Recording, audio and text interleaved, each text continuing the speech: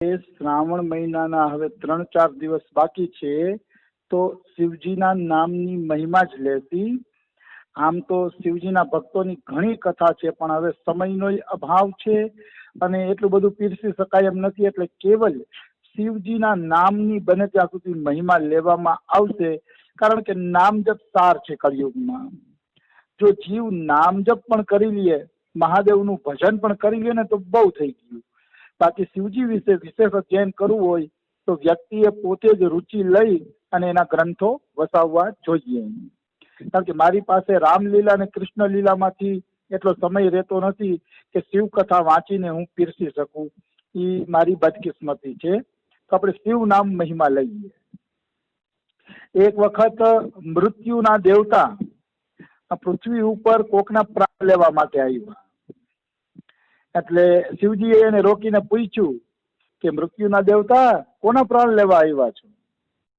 તો કે ફલાણો ઓલો ભીલ છે ને, એ ભીલના પ્રાણ લેવા માટે આવ્યો છું હું. તો મહાદેવ કે ખબરદાર, એના પ્રાણ લેતા નહીં. તો મૃત્યુ બોલે છે કેમ? એનો તો સમય પાકી ગયો છે, તો કેમ એના પ્રાણ ન લઉં? ત્યારે મહાદેવ કહે છે કે એને ભીલે પ્રહર પ્રહર પ્રહર એવા શબ્દનું ઉચ્ચારણ કર્યું હતું. પ્રહર એટલે પ્રહાર કરો, શિકાર ભાગે છે, પ્રહાર કરો. તો કે પ્રહર, પ્રહરમાં હર એટલે મહાદેવ. તો કે પ્રહરમાં પણ એ હર શબ્દ બોલ્યો છે ભીલ. એટલે હવે એને મારા ધામની પ્રાપ્તિ થશે અને મૃત્યુ એનો વાળ પણ વાંકો કરી શકશે નહીં. સ્વયં મહાદેવ મૃત્યુને કહે છે. પછી મહાદેવ શું કહે છે? મને લક્ષ્ય કરીને અથવા કોઈ પણ વસ્તુના નિમિત્ત જો મારું નામ લેવામાં આવે છે, પછી એમાં એક અક્ષર વધે કે ઘટે તો એનાથી કઈ ફરક પડતો નથી, પણ મારું નામ લેવામાં આવે છે તો હે મૃત્યુ, હું સત્ય કહું છું કે એને હું શિવ લોક પ્રદાન કરું છું. હવે આપણે એની વ્યાખ્યા લઈએ. સ્વયં ભગવાન શિવજી મૃત્યુને કહે છે કે કોઈ વ્યક્તિ મારું અડધું નામ લે કે અડધા અક્ષર કપાઈ જાય કે નામની અંદર 1-2 અક્ષર વધી જાય, તો પણ એ વ્યક્તિને હું શિવલોક પ્રદાન કરું છું. મતલબ મહાદેવ એમ બોલવાની જરૂર નથી. મહાદેવ ન બોલો, આગળ પાછળ શબ્દ ઉમેરી દો તો પણ તમને શિવલોકની પ્રાપ્તિ થાય છે. જેમાં ભીલ મરતી વખતે પ્રહર પ્રહર એટલે પ્રહાર કરો, પ્રહાર કરો, તો પ્રહર બોલતો હતો. તો પ્રહરમાં હર એટલે મહાદેવ થાય, પણ પ્રહર એટલે મહાદેવ અર્થ નથી થતો પાછો. તો મહાદેવ કે પ્ર કાઢી નાખો. પ્ર પછી હર તો બોલ્યો ને, તો એ હર બોલ્યો તો પણ એને મહાદેવના નામનું પુણ્ય મળશે. કારણ કે એને પાછળથી હર શબ્દનો પ્રયોગ કર્યો. તો મારો કહેવાનો ભાવ શું છે કે મહાદેવનું નામ, દાખલા તરીકે રાજધાની એમ કોઈ બોલે તો રાજધાનીમાં રાધા શબ્દ આવે છે. જ વચ્ચેથી કાઢી નાખો તો રાધા શબ્દ આવે છે. તો રાજધાની બોલવા માત્રથી જીવને રાધા નામ ઉચ્ચારણ કરવાનું ફળ મળે છે નિશ્ચિત. એમાં કોઈ એટલે કોઈ પણ પ્રકારની શંકા નથી. જે છે એ બધું સત્ય છે, પરમ સત્ય છે, એમાં કોઈ એટલે કોઈ શંકા નથી. રાજધાની બોલો તો એ ભલે, અને અમુક નામ એવા હોય કે જેમાં આગળ પાછળ અક્ષર બીજા આવતા હોય પણ વચ્ચે ભગવાનનું નામ આવી જતું હોય. આરામ કરો, કોઈ છે ને આવો આવો બપોરનો સમય છે, આરામ કરો. આરામમાં પણ રામ શબ્દ આવી ગયો તો એને રામ નામનું ફળ મળશે નિશ્ચિત. એમાં કોઈ એટલે કોઈ શંકા નથી. આવી વસ્તુ છે. એટલે મહાદેવ કહે છે કે આ ભીલ તો પ્રહર શબ્દ બોલ્યો છે, એ પ્રહરમાં હર શબ્દ આવી ગયો છે, એટલે હવે એનું કલ્યાણ થશે. અને પ્ર તો એ વધુ બોલ્યો, પ્ર શબ્દ માટે તો હું એને કઈ આપી નહીં શકું, ભગવાન કહે છે. પછી શિવજી એમ કે છે યમરાજ પાસે જાઓ, મૃત્યુ દેવતાને કહે છે. અને યમરાજ પાસે જઈને યમરાજને મારો આદેશ સંભળાવો કે જે શિવ નામનો જપ કરે છે ને એને નમસ્કાર કર્યા કરો, એના પ્રાણ લેવાનું વિચારતા પણ નહીં. સ્વયં મહાદેવ કહે છે યમરાજાને કે જે શિવ શિવ નામ જપ કરતો હોય ને, યમરાજને કહેજો કે એનો પ્રાણ લેવાની તો દૂરની વાત છે, પ્રાણ લેશો તો અનર્થ થઈ જશે. એને યમરાજાએ પ્રણામ કરવાના. મતલબ યમરાજા યમલોકમાંથી એને પ્રણામ કરે છે જે ભગવાન શિવનું નામ લે છે. યમરાજા ખુદ પ્રણામ કરે છે, એમાં કોઈ એટલે કોઈ શંકા નથી. એમાં જે લોકો શિવજીને નમસ્કાર કરે છે, શિવજીની પૂજા કરે છે અને શિવજીના ચરિત્રોના ગુણગાન ગાય છે, શિવજીના ચરિત્રોના પાઠ કરે છે, ઉપાસના કરે છે, તો કે ભક્તિમાન મનુષ્યને સ્વપ્નમાં પણ યમરાજા દર્શન દેશે નહીં. પ્રત્યક્ષ તો દૂરની વાત છે, સ્વપ્નમાં પણ યમરાજા દર્શન આપશે નહીં, કારણ કે યમરાજા આવાથી ડરે છે. યમરાજા મહાદેવનું નામ જ્યાં જપાતું હોય છે ત્યાં યમરાજા ડરે છે. ચાલો એક કથા સંભળાવી દો એટલે ખબર પડે કે શિવ ભક્તોની ભાવના કેવી હોય છે. એક જંગલની અંદર એક ભીલ અને ભીલની રહેતા હતા. બિચારા આચાર વિચારનું પાલન ઓછા કરતા હતા. આચાર વિચારનું પાલન એને નહોતું આવડતું, પણ ભગવાન પ્રત્યે હૃદયમાં અગાધ પ્રેમ હતો. પ્રેમ એટલે કેવું પડે એવો અગાધ પ્રેમ. અને રામ હી કેવલ પ્રેમ તિયારા, જાની લેવ જો જાન નિહારા. ભગવાન તો ભાવ અને પ્રેમથી જ રીજે છે. એને શું મતલબ છે કે તમને આચાર વિચાર આવડે છે કે નથી આવડતા, એનાથી ઈશ્વરને કાંઈ મતલબ નથી.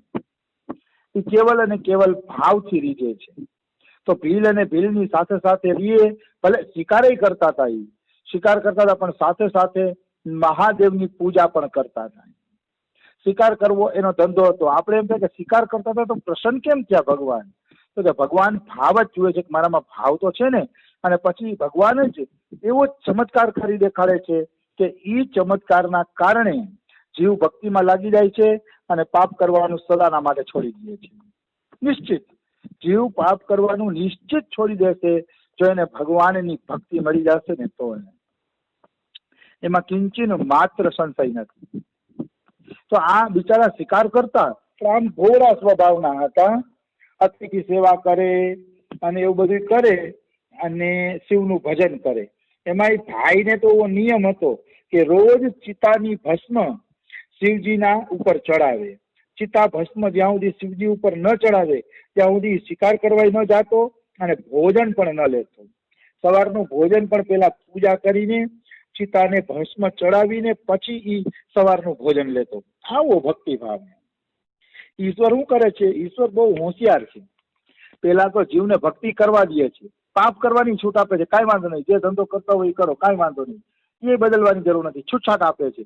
પછી ધીરે ધીરે ઈશ્વર એ ભક્તોને પોતાના એવા પ્રેમમાં બાંધે છે, એવા પ્રેમમાં બાંધે છે કે પછી એ જીવ ભગવાનની ઈચ્છા વિરુદ્ધ પાપ કરી શકતો નથી. પાપ કરી જ નથી શકતો પછી ભગવાનની ઈચ્છા વિરુદ્ધ. આવી વસ્તુ છે. કારણ કે ભગવાનના પ્રેમમાં એ તાકાત જ એવી છે. પછી જીવને જ અફસોસ થાય છે કે ભાઈ આ પ્રકારનું પાપ ન કરવું જોઈએ. રામકૃષ્ણ પરમહંસના એક શિષ્ય હતા, નામ ભૂલાઈ ગયું મને અત્યારે, દારૂ પીતા હતા. તો રામકૃષ્ણ પરમહંસ કહે કે દારૂ પીઓ, કાંઈ વાંધો નહીં, છૂટ, પણ કાલી માતાને ધરીને પીજો. તો કાલી માતાને ધરીને દારૂ પીતા હતા ને તો થોડાક દીમાં જ એને અરુચિ થઈ ગઈ કે અરે અરે ભગવાનને થોડો દારૂ ધરાવવાનો હોય, અને એને દારૂ જ છોડી દીધો. મતલબ મહાપુરુષો પેલા વ્યસન નથી છોડાવતા, પેલા ઈશ્વર પ્રત્યે અનુરાગ ઉત્પન્ન કરે છે અને પછી વ્યસન છોડાવે છે. એટલે જ અમારા ગુરુજી એમ કે છે કે વહાં અનુરાગ હુઆ નહીં તો યહાં સે રાગ હટા નહીં. ભગવાનમાં અનુરાગ થાય પછી જ સંસારમાંથી રાગ હટે. એટલે અત્યારે મોટા ભાગની સંસ્થાઓ છે ને વ્યસન છોડાવવામાં પડી છે. અરે ભાઈ એમ વ્યસન ન છૂટે. ઈશ્વરમાં અનુરાગ થાય ને પછી જીવ પોતાની મેળાએ જ એ બધા વ્યસનોને છોડી દે છે. અમે વ્યસન છોડો તો દીક્ષા આપીને અમારા સંપ્રદાયમાં આ નહીં કરવાનું, ઓલું નહીં કરવાનું, લસણ ડુંગળી નહીં ખાવાના ને. અરે એમ કહો તો કોઈ મનુષ્ય તમારો દરવાજો નહીં ચડે. પેલા એને ભગવાનનું નામ લેતા કરો. લસણ ડુંગળી ખાતો હોય તો ભલે ખાય, વ્યસન પાન ફાંકીના હોય તો ભલે, એને નામ લેતા કરો. પછી નામનો રસ જયારે આવવા મળશે ને ત્યારે વ્યસન વ્યસન બધું ઉલરતું જશે. એમ આ જ કળિયુગમાં ભક્તિમાં ચડાવવાની અસલી રીત છે. પણ એ રીતને કોઈ સમજી નથી શકતું ને એટલે ઉલટી રીતથી હાલે છે મનુષ્ય. નામ કરતા કરો, તમે ભગવાનનું નામ લેતા કરો. નામના કારણે પછી બધું છૂટી જશે. એક છોકરો હતો નાનકડો, એની માએ કીધું કે બેટા તું ભગવાનનું નામ લેશ ને ભગવાન તને ગોળ ખવડાવી જશે. તે બિચારો ગોળ ખાવાની લાલચે ભગવાનનું નામ લે.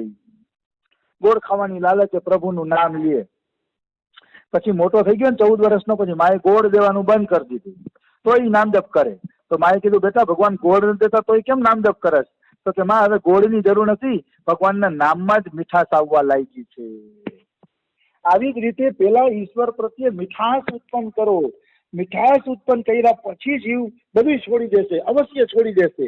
પેલા એને ભગવાનમાં અનુરાગ તો કરવા દો, એનો માર્ગ તો મોકળો કરો, પેલા એને છૂટછાટ આપો. તમે છૂટછાટ આપ્યા પછી જીવ ધીરે ધીરે ભજનમાં લાગી જશે, રસ આવશે. એટલે હું તમારા અનુભવ ઉપરથી કહું છું કે આવી વસ્તુ છે કે પેલા તો હું એમ માનતો હતો ભાઈ 24 કલાક કેમ ભજન થાય ને કોઈ કરી ના શકે ને એમ માનતો હતો.